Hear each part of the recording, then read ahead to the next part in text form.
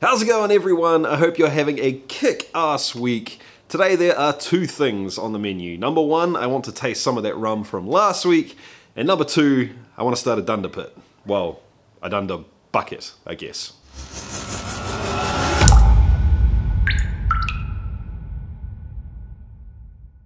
Welcome to Distiller, everyone. I'm Jesse, and this is the channel all about chasing the craft of home distillation and making it a legitimate hobby. So if that's what you're into, if that floats your boat, have a think about subscribing down below so you don't miss anything.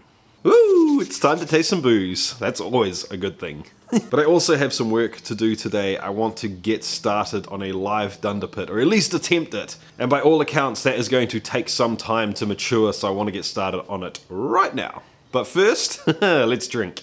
So just to fill you guys in on what I've done since the last video, and by the way, if you haven't seen the other videos on Buccaneer Bob's rum so far, I will put a link up top to a playlist, and that'll have all the videos in one easy to find place. Basically what happened is I ended up taking 4 little sort of sample jars from my run last time. I treated it as a spirit run until I'd done that, and then I just stripped the rest of it out so I can add everything in together later on.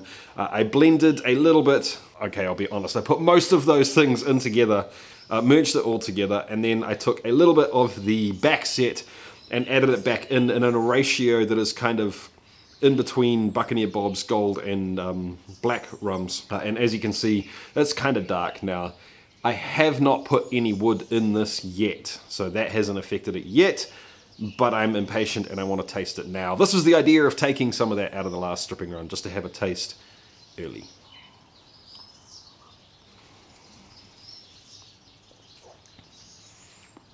It's at about 45% now, and it does have a little bit of a bite to it. That's probably got a whole lot to do with the way that it was distilled. This was only about 65% coming off the spout, so it does have a bit of punch to it.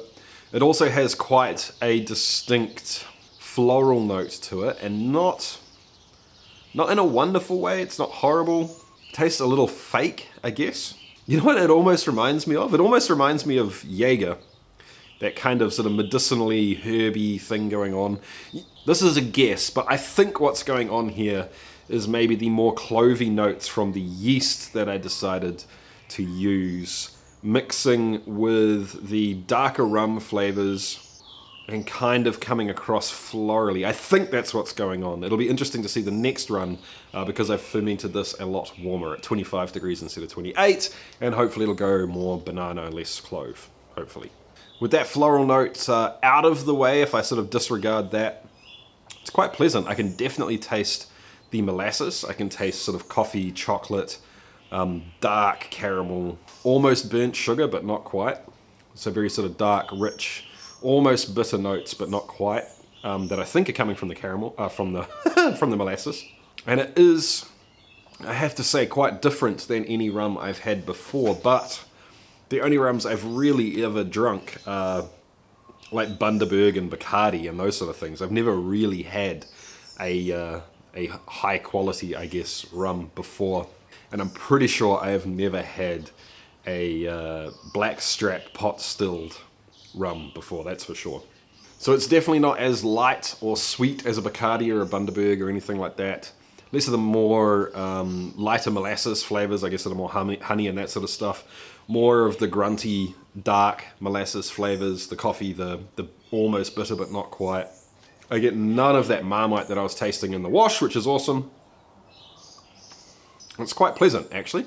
Quite pleasant. Hold on, I'm going to dilute it down a little and try it with, I'll see what I've got to drink it with, hold on. So I've just cut it down about, I guess, a little over 1-to-1 with lemonade of all things. Yeah, I'm sorry guys. But I wanted to taste it with some sugar in it and dilute it down a little bit, because let's face it, this is the way that I've mostly drunk rum. Okay, that's interesting.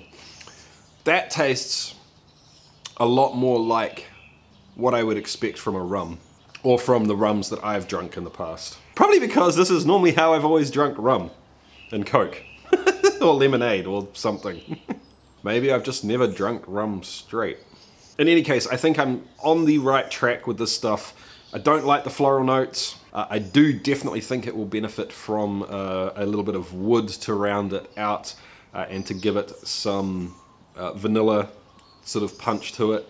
Doesn't have a lot of complexity now or a whole lot of flavor at this stage, but I'm hoping the backseat and eventually the live Dunder will help with that. And I definitely think some vanilla and oak sweetness will help too. Man, I really like that dark molasses flavor in there though. That's good.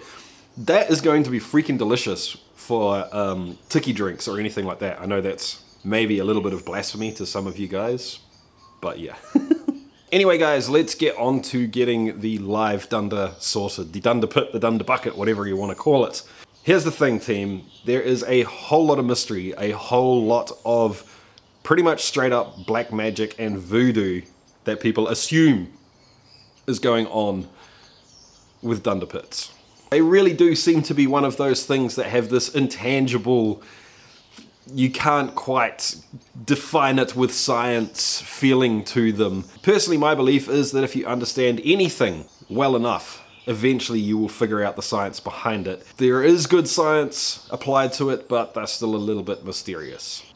So step number one is to take the Dunder, which I have lazily left in the boiler, and I'm going to throw that into a bucket now. You can keep this Dunder bucket, Dunder pit, whatever you want to call it, and a bunch of different things, but honestly the best way probably to do it is just to grab a food safe bucket and use that. We're not using high ABV alcohol or anything like that, so just a standard food safe bucket is probably going to be your best bet. Before we even get started on this team, I want to say a little something to kind of get everyone in the right headspace for this. It should really be noted that as soon as you start messing around growing random bugs like this, you should treat everything as not fit for human consumption, and even boiling the crap out of it in the boiler, I cannot say 100% hand on heart that I know that it will kill everything. Alright guys, so now I have about 15 litres of backseat out of the still, which is, just for interest's sake, is at 1040 gravity, and what I have here is my little plan to inoculate and get that Dunder started. Honestly team, this is where I'm starting to get into the experimenting phase for myself, but looking around on the forums, there's kind of three main ways that you can do it from here on in. The first is basically just to take that Dunder, set it out somewhere, probably outside near some trees or something like that. Basically let whatever's in the environment, whatever's in the air, get into it and start to do its thing. Number two is essentially do the same thing, but to take little samples and grow little samples, see what you like about them, and then use the ones you like to inoculate the Dunder.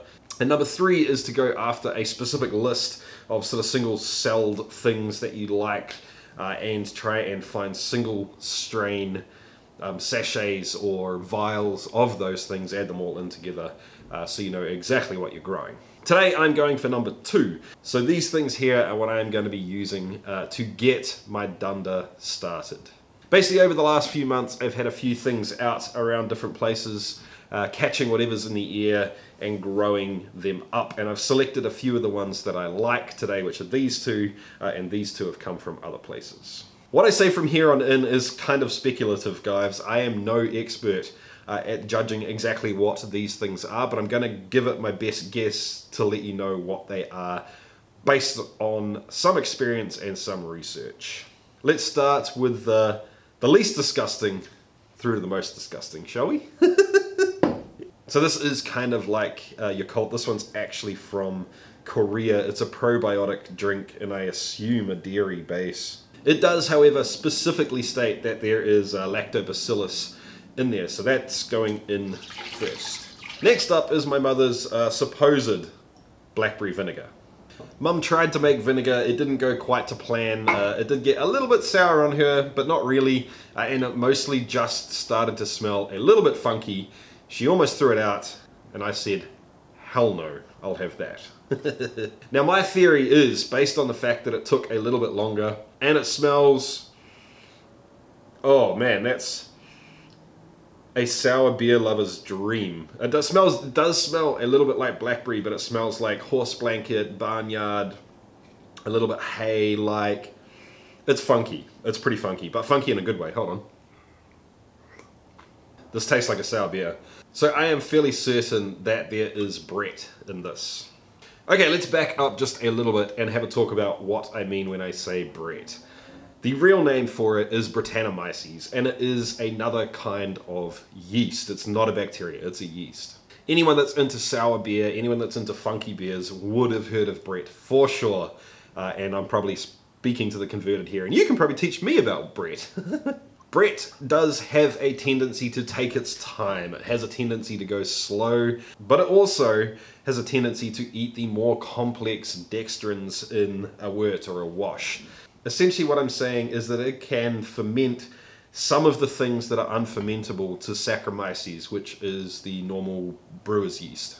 It also has the ability to work on a lot of the byproducts of Saccharomyces fermentation, which is also pretty interesting in a situation like this, where we're going to let it chill and do its thing for a long time in that Dunder pit. Next up is this little jar here. This has been sitting in the brew house for a long time now. This is actually a little bit of leftover bird washer's wash that never got put into the stripping run. It started to go a little funky, so I decided to steer into it to pull it out and keep it open to the air. So this is just to stop the bugs basically, but the airflow can get in and out of there. And I've left it out here in the distillery for some time now. A couple of times I have added a little bit of simple sugar and some molasses and some malt to it as well, just to give it something to keep ticking over in here. When I smell this, it's much cleaner.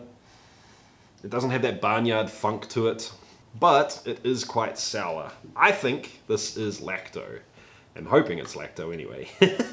When I say Lacto, what I mean is Lactobacillus, the same as that probiotic drink I was talking about before. Lacto is actually a bacteria, not a yeast, and it has a tendency to work quite quickly, chew up the more simple sugars, but what it does do is produce an acid. And specifically, it creates lactic acid, creating a quite clean but sour taste. There might be a little bit of something else in there, because it does have a very sort of slight cheesy aroma to it the longer it sits, but I have a hunch it's Lacto.